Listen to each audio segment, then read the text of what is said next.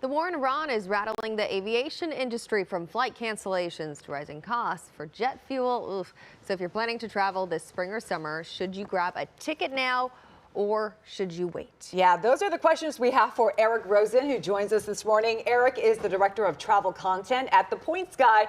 We're here because we want some advice from you, Eric. This is very timely because a lot of folks are planning to travel, including myself. And I'm like, okay, should I travel this year? There's so much going on in the world.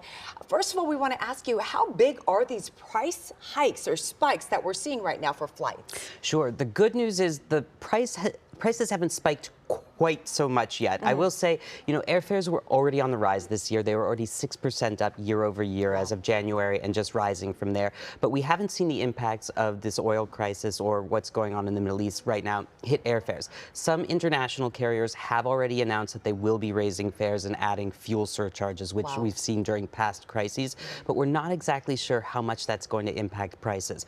Our advice to you right now, though, is if you know what your summer plans are, let alone your spring plans, book them now. Do not wait anymore. Airfares are not going to go down at the moment. And then if you book something that's like a refundable fare or a regular main cabin fare, if the price does go down later, you can get a refund or a travel credit for the price difference later if you do change your reservation. So there's really no downside if you're able to make some plans right now. Good information. Good to know. Okay, so are there any routes or airlines that you're seeing more spikes from right now? Should we be specific in who we're choosing and where we're going? Domestically, we haven't really seen much of a difference yet. I think airlines are waiting to see how this all plays out before they start adding, to the price tag. I suspect we will see the biggest hikes in those premium cabins like business class and first class, where airlines have a little more margin that they can squeeze out. In economy, I don't think we'll see the prices rising so much. It's international carriers you have to look out for, including some European ones like Scandinavian Airlines. If you're heading north this summer, it looks like they will be raising prices. Air New Zealand has had to cancel a bunch of flights as well. So if you're heading across the Pacific, but for now, domestically, it seems like we're pretty stable at the moment. Yeah.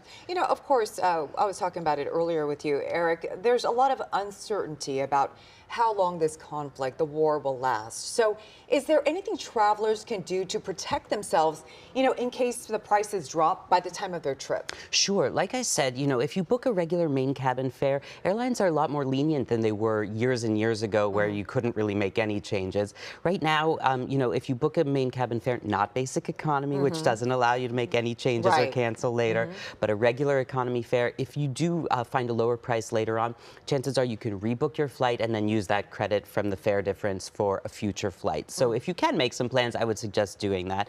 I would also say, unfortunately, credit card protections like trip cancellation and interruption do not apply to instances of war.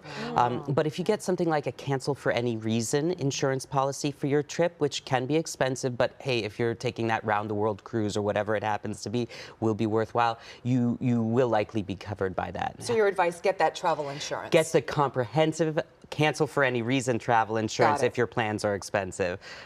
All right, that is good to know, because I usually don't get the insurance. I know, I don't either, so I'm going to do it. Sometimes it's not worth it. Your credit card can also protect you in many instances, so it's worth looking at that benefits guide just in case. So Eric, despite the war, are airlines seeing a demand for flights, or are you seeing people hold back right now, a little questionable about what to do? We are seeing some people be tentative about their plans, especially if their plans are taking them anywhere in the vicinity of the Middle East, and we're talking about even Turkey.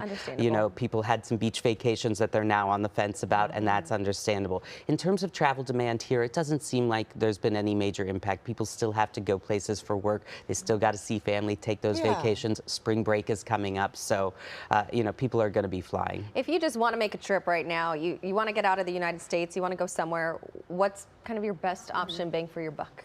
I think it's unfortunate because of what happened in Mexico about a few weeks ago, with the capture of that drug cartel leader. But prices are depressed right now. So if you feel like getting to Cabo or Puerto Vallarta or across the country to Cancun, things seem to have settled down. You can find some real bargains right now, honestly. Is it safe, though? I would plan to go anytime. Things seem to be buttoned up right now, and I've been to Mexico maybe, 120 times in my life. Never had an issue. Just 120, my gosh. I love it. Can't recommend it enough. We certainly appreciate you. Eric, thank you so much for being here. Thank you.